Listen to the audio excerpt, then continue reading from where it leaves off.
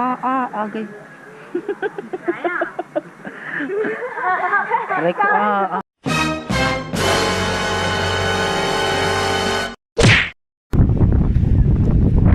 Uy, sorry.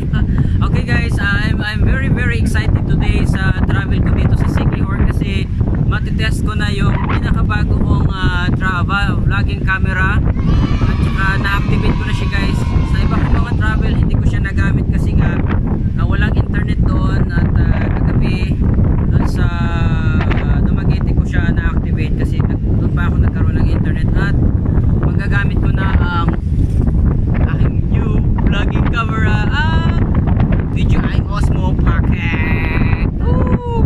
So guys, lipat na tayo sa next video na makikita nyo dito ang akin ng Osmo Pocket na shot.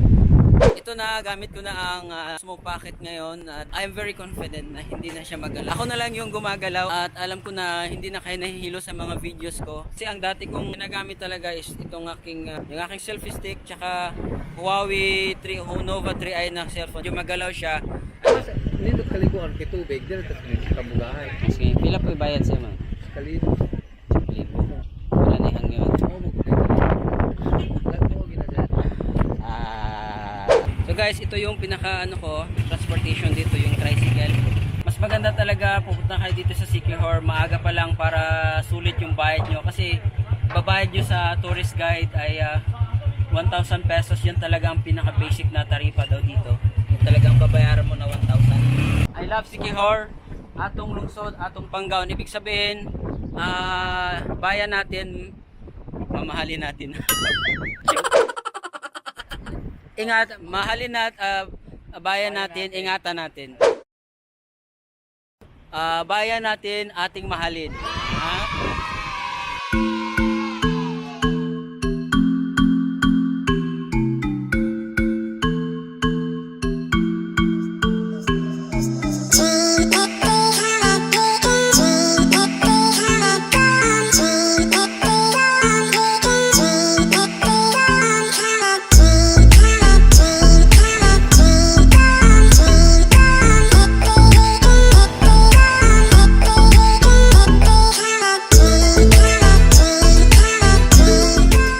Guys, nandito na ako ngayon sa Old Enchanted Balete Tree. Old Enchanted Balete Tree. Entrance fee. So, exit na lang ko agi, exit fee. Wala. 24 sa exit agi. Unsa ni siya, miga? Entrance fee sir, 10 pesos fee. 10 pesos. So Sulat ang name, pangalan, province at saka signature. Bago kayo makapasok dun sa Balete Drive, kailangan Balete Drive? Balete Tree. So kailangan nyo muna isulat ang pangalan. Ano bang petsa ngayon? Ito yung parang environmental fee na babayaran ninyo pag punta kayo dito sa Balete Tree. Dito si Mary Rose. Das bibigyan niya tayo ng konting background tungkol dito sa Balete Tree na to. Ang Balete Tree, more than 400 years na siya. Then nataoy fish pa. Nature spring yung ang tubig. Tapos yun lang, sabi nila may kakaiba sa Balete Tree pero hindi ko pa nakikita yun. Okay. Ayan, hindi yung mga tao sa baba. Nagpapaspa. Kaya lang nakasapatos ako guys. Kaya hubarin ko muna yung sapatos. So guys, kakaibang experience. Subukan natin. Kakaibang experience dito na yung foot spa. Fish foot spa dito sa Balete Tree. Habang kinakagat-kagat nila yung yung parte ng paa mo, parang siguro yung kinakain ng mga isda yung kalyo or something nasa balat ng paa mo or nasa balat mo. So isi-search ko pa yan kasi nagulat lang ako nung sinabi ni Kuya na mayroon dang foot spa, fish foot spa dito sa sa paanan mismo ng ng Balete na to.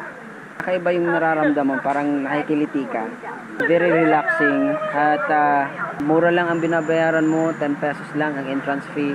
Environmental fee lang yun guys. Habang nag-enjoy ka, nakakatulong ka na pangalagaan ng mga taga rito yung lugar na to at magiging din siya, tourist spots din. Hindi lang mga Pilipino ang nandito guys, meron ding ibang lahi na nakita nyo sa video kanina, nahagip ng camera ko. Sana nabigyan ko kayo ng idea kung ano mga tourist spots dito sa Siquijor at tuloy tayo sa iba pang mga pupuntahan. Aray ko, Aray ko. Agay.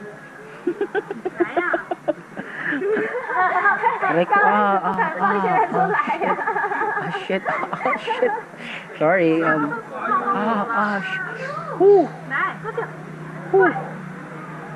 Kinakagat-kagat kasi nila yung balat mo.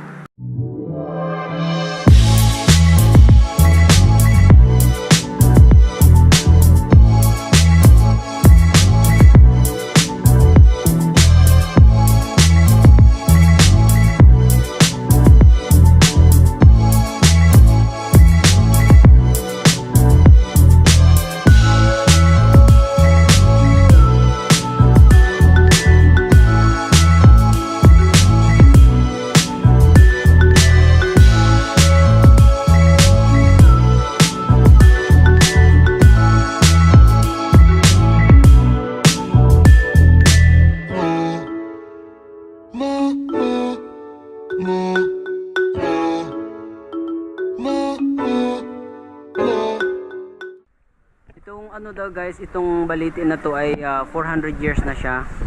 Sa gilid naman ito ay nandito yung siya parang cafeteria or bar na kung saan pwede kayong makapagkain. Thank you for watching sa video natin at thank you to ate. Okay, so alis na kami. Punta muna kami sa iba pang mga spots dito sa Siquijor. Siguro mas maganda mag-stay ako dito ng kahit isang gabi para makapag time lapse naman.